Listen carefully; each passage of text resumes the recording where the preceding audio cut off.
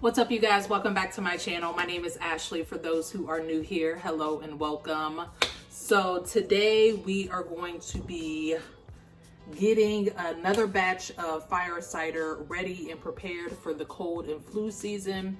If this is something that you have never heard of before, then I don't really have the words to really describe it. However, I know that it's a tonic that you can put together, and it helps with like I said, cold and flu season. It helps with your gut a lot, keeping it healthy, which is essential to all health. So in this today, we are putting in a bunch of good old ingredients. If you're attracted to this video, then I'm sure you are familiar. So let's just go on ahead and dive into it. I went on ahead and cleaned the jar that I plan to use. I have my apple cider vinegar with the mother. And I'm not real particular with the brand. I know most people are real familiar with Bragg's. However, I'm a lady on a budget, so store-bought it is. Or not store-bought, but store brand. So in this, and this is going to be like a really quick video, I have some herbs that I actually picked from my garden. So I have sage, thyme, and rosemary. I need to rinse this off. So without further ado, let's just go on ahead and start putting this together.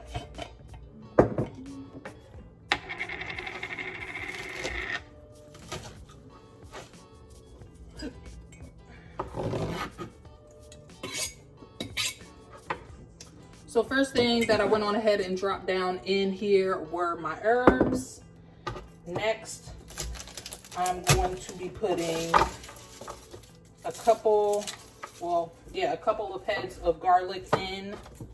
And with this, you don't have to peel anything. Actually, all the nutrients are inside of the skins. So the only thing that I really recommend is just making sure that you wash everything off really good, and obviously take off like the yucky parts.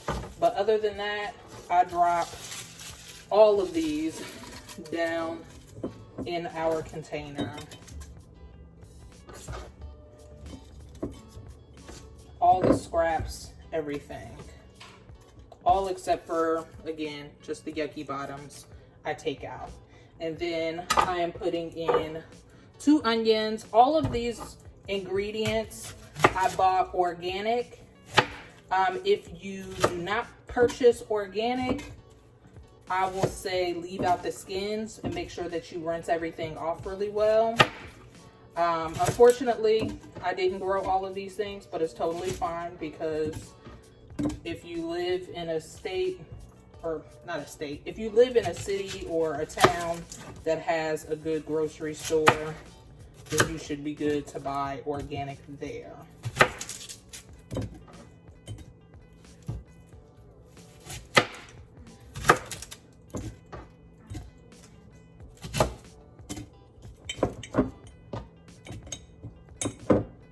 The next really important component to our fire cider are some sort of citrus. You can use lemon, you can use grapefruit. Some people like to use oranges. I'm just going with lemons just because they're cheap, and yeah, why the heck not? So next up, I have horseradish.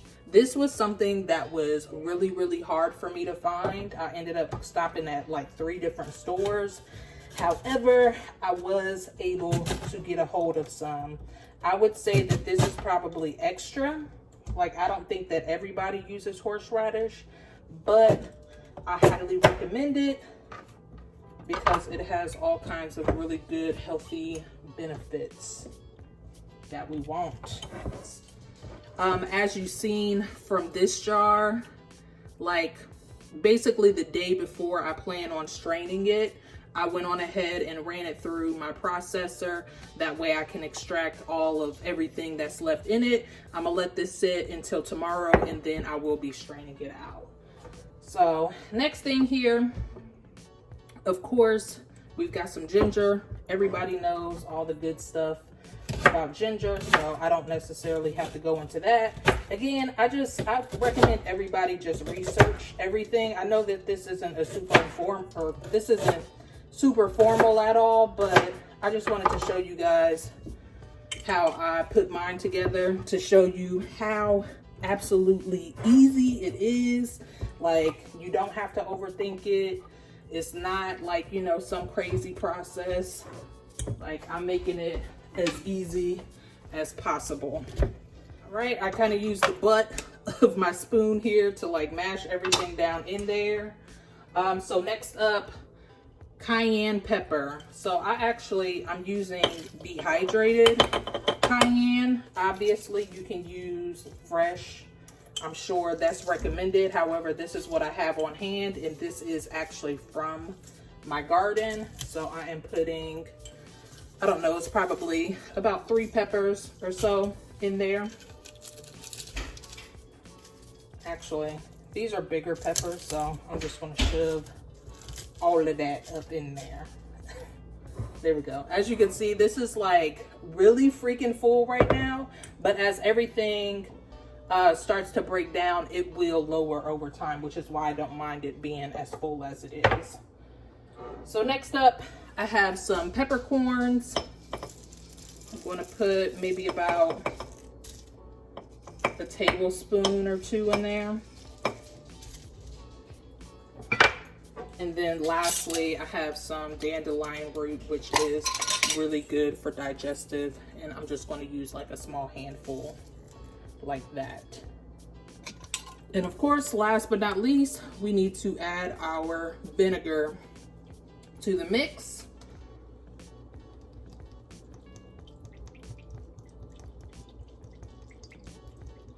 And this is, again, with the mother, which is so important.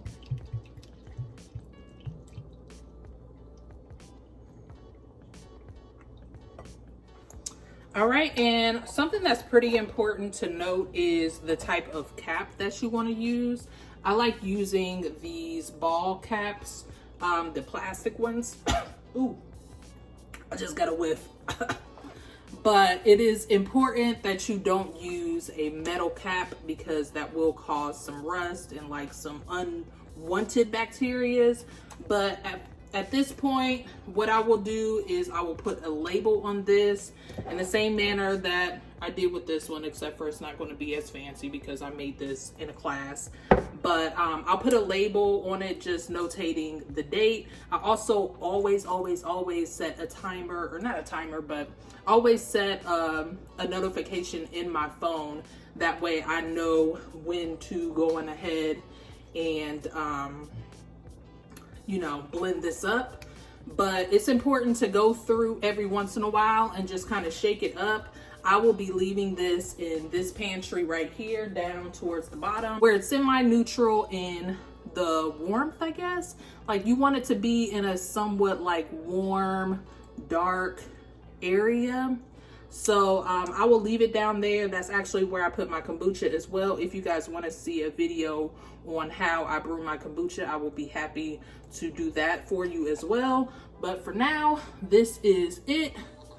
This is our fire cider. Again, this is what it ends up looking like. I'll come back tomorrow when I plan to strain this, and I will show you what the end result looks like.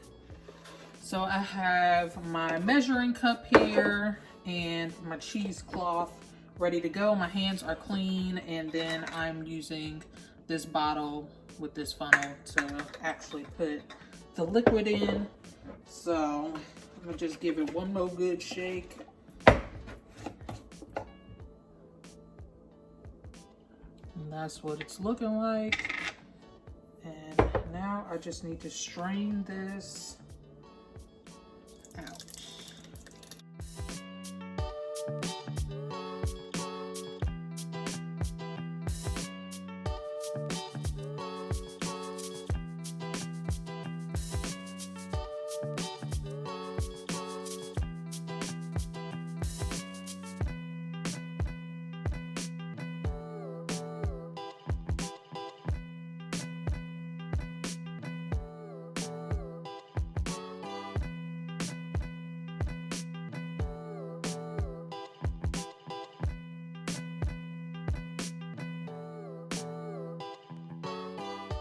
All right, and this is what it looks like after we are done straining. If you have a compost, then of course you can put it in that. All right, and this is about 3 cups of liquid. And again, I just used this is a quart jar.